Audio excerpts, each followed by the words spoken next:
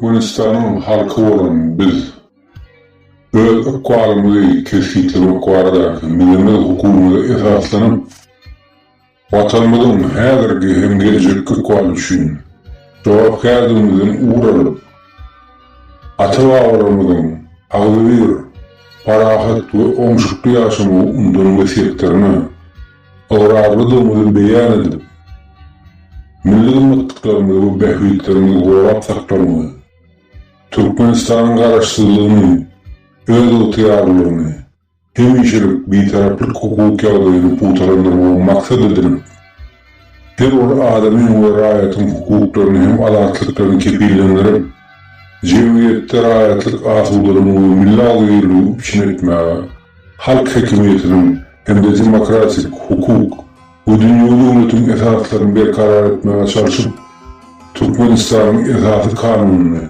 şu konstitusiýany kabul edýär.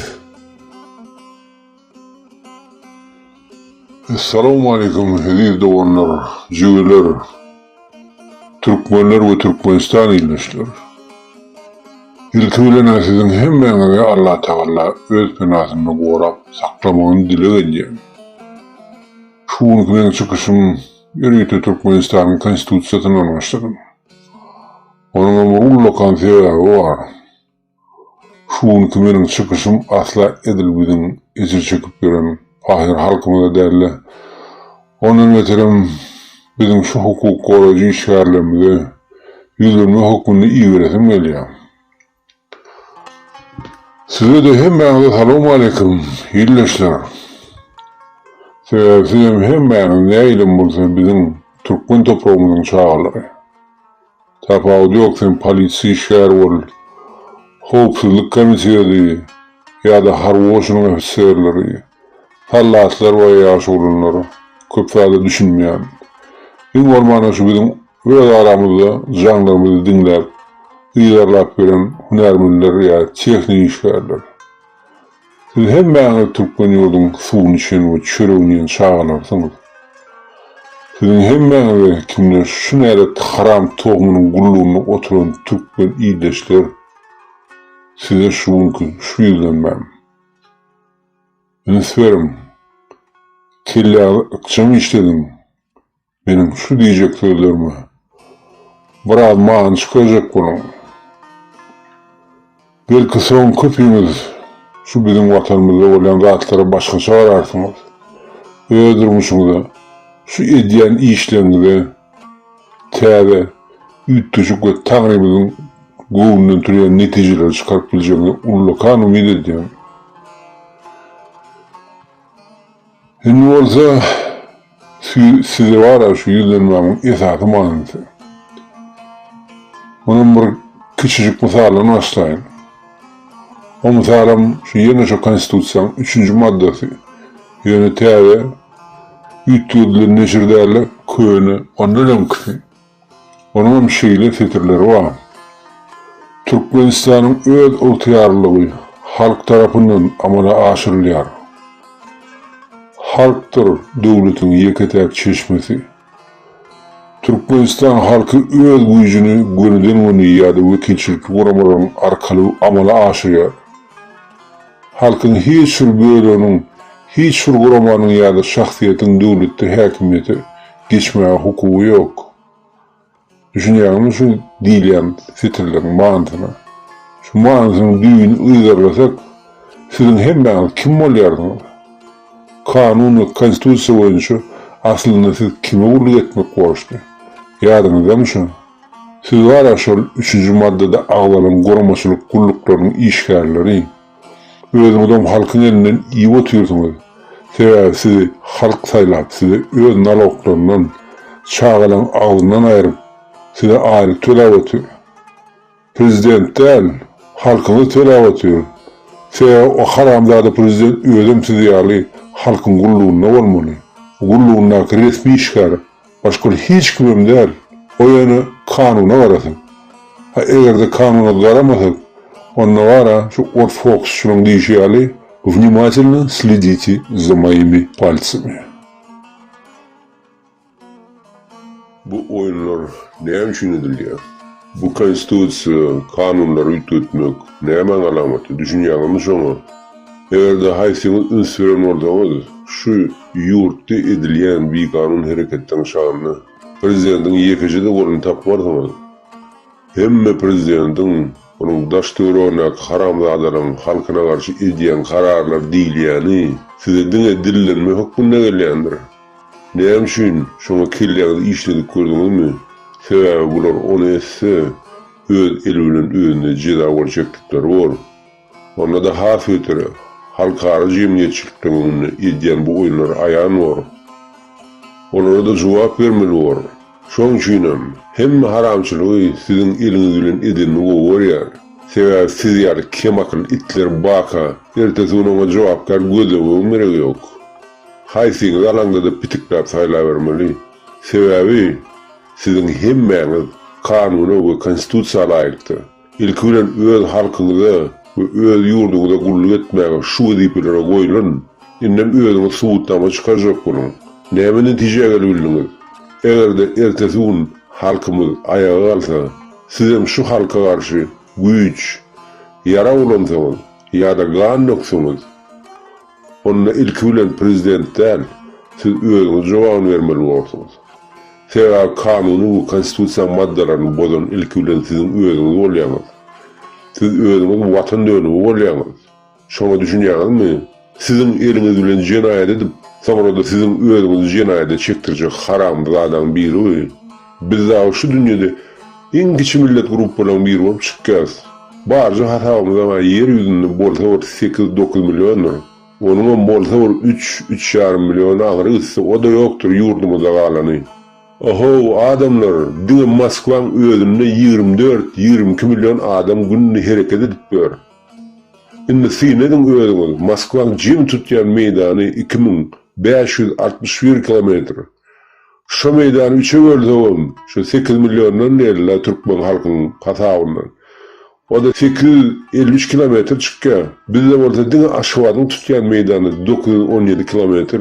Diýmek, diňe biziň paýtagtymyzyň içinde dünýäň bar türkmenleri sygdyryp bolýar. Bu bolsa haram şagal tohumyndan ýynyň etine nälet götü başy 5 million halkyna seredip bilmedik ısnadyň biri bolup çykdy. Oň üstünden tutuş dünýä urup ber, oýnatdymaýmyn. Sen bolsa seni emdirip bakan ýurduňy halkyň kösep, gyrana salyp paýlap gutordyň haram bolýar. Öz halkyň gutoransaň ýerine kim geler öýdýän, kim akıl?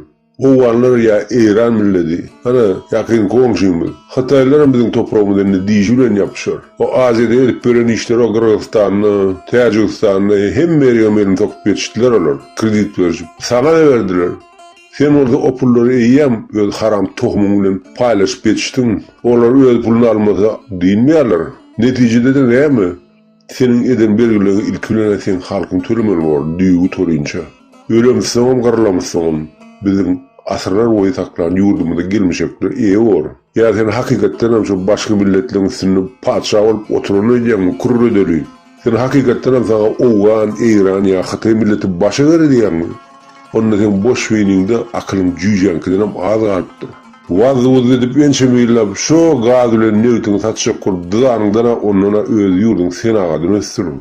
Halkına iyi iş ver, iyi dili eğicilik edip akıllı baş tutan olsan şu şaka için bizim halkımız dünyada en bay halkların hatarına girmeli millet. Kuvvetli Araplara pohuydurup biliyorduk. Bizim meydanlarımızda Minzileyev'in ehli tablisi yatır. Hiç bir başka yurdun meydanını munça baylık taptırmıyor. Bizim 85% illenmedik teritoriyalarımız ülü, boş yatır, ençemeyi laf. Şu meydanlarım halkına arayanda payla öndüren olsan sen halkın ilin ayetinde ötürüp ayap saklap götüne mi uçardı? Sen orada dünya matkara olup Orsiýadyň, o Hatay'ın, Pakistan'ın ve ençem yurtdan sırtına uçap halkımızın mertebesini yere sokup ýördiň binamız. Eşidýärmi haram uly eşik? Sen halkın gyrlyp guturansaň sen bajylaň bilen atyklaň kimiň şanyna ýatyrjak? Ya ha sen şol gözü tilkiň götüne meňdeş erni gyjyk oğlum burada başarar öýdýärmi? Sen jesediň sowap ýetişmeýänkäň olam köpsiniň damagy çalar. Şu teoreňdaky bakyp östüren şagarlaryň edäjegi işi onam ederler. Anha adamlar, polisiýa, komitet, harp eskerler, seredin öýdüňiz. Indi sizi kimi baş eğip ayağını yalap verirsiniz. Hey şundan tamam özünüze erkek diyecek misiniz? Özünüz şu yok ısnadın önünü başınızı burkup titrep veren nadanlar siz. Yani şu da sizin en yukarı derece avrayınız. Hey Allah'ım. Zalimden son melkenç var diyen var. Akıl var. Tarihi gözaylan Hitler dedi, Mussolini dedi, Ceausescu dedi, Pol Pot, Kaddafi, Uganda prezidenti Idi Amin, Zimbabwe, Robert Mugabe, Saddam Hussein, yine ne çıkan horlar, şurum 20-30 yıllap öz yurtlarını baş tutunup, dövran sürüp, bayna oturan adamlardı. Hanın olan hemmeti, yadınıza düşüyor mu?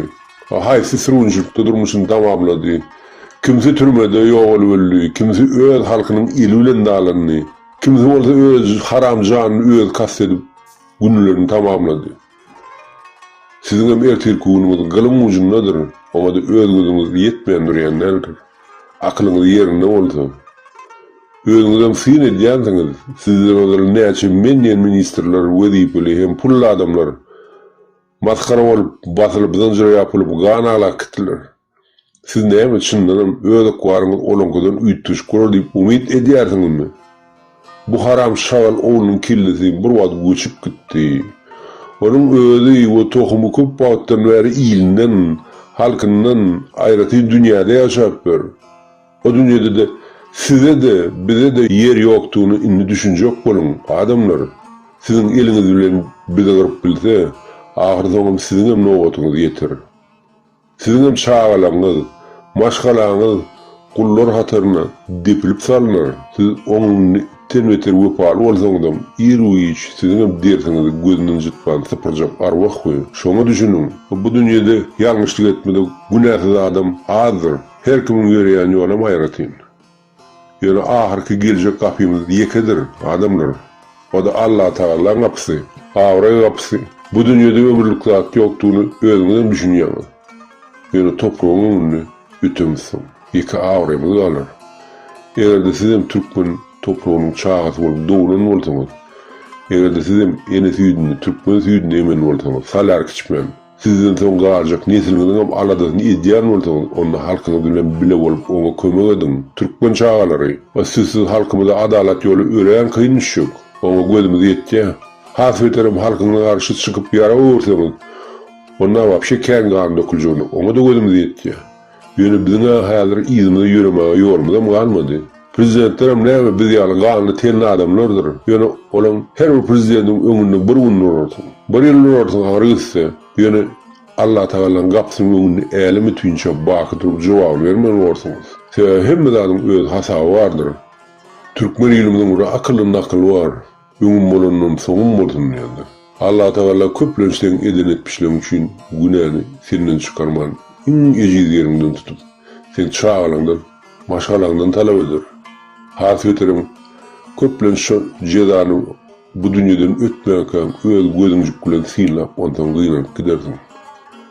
Şu sebeplem eğer de size hakikaten öz çağalanıza gelecekte ağrıyla durmuş isteyen olduğunuz onun şu peyali ağdan arvak tohumunu zincire dolan halkında şu cedalarını vermeye kömek edin. Bizim kendi ne mi? Bir yol bul kaldı. Onun için canımı vermeye de tayin, ölümü de tayin. Yani siz hem beceniz, kellerinize katı bir dük koyun. Eğer de hayseniz halkına karşı ters yöreseniz, onun sizin hem cedanızı biz özümüz gelip veririz. Onu bana Allah'ın önünde kasem veriyoruz. İyinin kadavının yeryüzünde bukulmaya deşiğim tapmadısınız. Ana nayın. Ben özümem ençemi illap daşa yurtta yaşap veren adam. Yatayın idem karnım aşap yatmalı ilkinci adım ben şutaydı. Yani şu öz toprağımızda bolyan bispircilik sin edip sizden özümem bağışlanman şeyle orada zayıbal oldum. Allah'a ayak önümde. Men yalakım iyileştim gününün köpeli otuyor. Hudaya şükür. Ana bu pacanyalı doğumlu yurtları entek var. Şu sebeple sizin hemmenize sonku duyduruş. Siz 50 kovurlu edip, halkı közeyip, iyilden çürkeyip, alan pulluğunuzu günvatara ya da başka yurda kaçıp, ömrünün ötüyünce arkayınıza uğruna ötseniz, onu katı yanlış arsınız. Berde var sizin her haysiyonu tapmak, katan saattır bilip koyun. Onun için bilimimize mi etik, pulumuza mı taparız? Sebäbi bäzi kanunlar gaty berki işleýändir. Detektiv agentler ömken pul jogany döleden siziň näme näme satýagyny için galyp taparlar. Elimize de getirip berler. Size bäzi diýişini jap beren adam ken. Siz şo pul jogalyny soňup ýetişmäken belaň nirden ýelinden bilmänjik galardyňyz. Ondan sebäbi bizim sizden köp zatlary öwrendik. Türmäde morduk. Bu itişni kameralarymyzdan meşdik suut galap. Şoň üçin sonra adalet isleseňiz, onu häzirden başlap adalet ýolundan ýürep başlaň. Sebäbi sonra etçegiden soň yüz satyşyp bizden adalata garaşmaň. Şoň üçin indi küýlenmem diňe size. Edidirleşlem. Ana hal murada awly tapara arada urgu görülle berdi hemmemde. Egerde kimde kim şu haramdan itlerinden sizi kösep gıynap beren bolsa, şonuň hersiniň familiýalaryny, atlaryny, adreslerini, oňardan surat geçmini, wideony çykaryp aýan edin. Tohumuna bajylaryna çenni. Goý ilatymy öňünden bilsin, kimin kimdigini, nerede ýaşaýanyny, bardy burada bolaýany kimin gapsyna bar, ilki bilen barmalygyny. Egerde kimse bize tarap, günüme tarap gaçyp gaýdan ýagdaýynda, bu ýerde olary ýem özümiz hezir edip garşylar. Goýun olaň özleri hersi öz kölügesinden gorkup titrep ýaşadym. Bular köpüsi özü ondan kelle gorkok. Bular diňe wezipedeke özlerini güýçlendirýär. Dige pagonlaryny uýjal bilýär. Götüne deplen soň sibun salap boka ulaşyp berler. Siz näilgi roýdyňlaryny ajdar pahir görkezdiler. 2 sanjyk doğumlu bolan bar başymyza rakam oýdy. Men özüm şoňa şaýat turlum. Sebäbi şu döwür ýakyny işläp berdim. Şonda da bizim hospesna astiýende gördük. Eller pulmetlji ilki atyşyga tarap gaýşaryp çykyp barýardylar. Soňra da 2 sany gümpüllüğini eşitip ýygyna yaralaryny taşlap emedekle kaçışlaryny ona gördük. Götü başyny 2 sanjy bolanyň bar başyny 2 hepdelap kaşmar ededi ülli. Täşe Moskwaň alfasy gelinçe. Şoň üçin adamlar mert doluň türkmenler bir-birimize bir ölümdir. Allah Taala hasamy çykaryp bermede hiç kimim wagtynyň janymda alyp bilmeýär. Butlerden gorkmaň, Allahdan gorkun. Diňe gudrety işliň kitabyny biziň her haýsymyzyň ömrümizden hem akwarymyň ýazyşy bardyr. Bu dünýäge geljek günümizden, ötüp gitjek günümizden Allah Taala çiýläni çykarmada hiç kimim size edebiljek zady ýokdur. Ýyleşler. Sözümiň soňunda raýtjakladyma. Gelip şu komentar ýazjak provokatorlar öňürtilip öňünden şonuň hersiniň jogabyny beresim gelýär. Sebäbi olar ýalyklarymy geljegini gözüm ýetip dur. Men häzir bara şu ýüzümi ýuwşuryp gurlanym, sizden gorkup edelim ok. Men aýtyp siziň özüňizi ürküzmejek bolýar. Hasaba dösüňiz gelse men şu öz ýurdumyň sallady, eskeri diýip hasaba edäm. Onda da gizlin eskeri.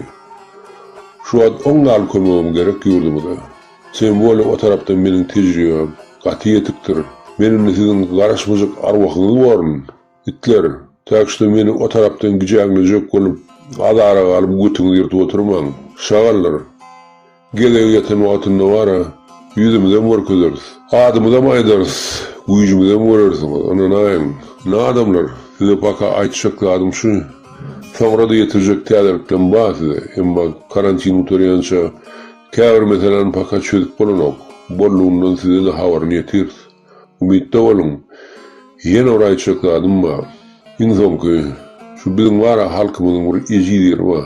O da biziň sowatsyzlygymyz. Ortadan diýýär naşy biz gramotность. Ana hal murada sapara Allah murad rahimine dogry sowal berýärler. Halal iş edýärler. Bilime öwredýärler hemmeňize. Okan adamlar kanun tarapy bilimiňizi köpeldiň. Maliyal meýläp berseňiz onu sizi diňlänem tapylmaz. Ýeke barjak ýerinde mäs kombinat dur. Şoň üçin öz hukuklaryňyzy özüňiz gorap talap etmän öwrünip başlaň. Edidirleşler. Kelläňiz dikrak saklan. Sawr kätäňiz donan bolsa onu ýere dökmäň. Onu bu nadan haramlaryň ýüzünde dökün itişýänçe, hamysy pyrlýança. Şoň üçin adamlar, türkmenler ýyleşler. Aman sag oturun. Allah hemmäňizi gorap saklasyn.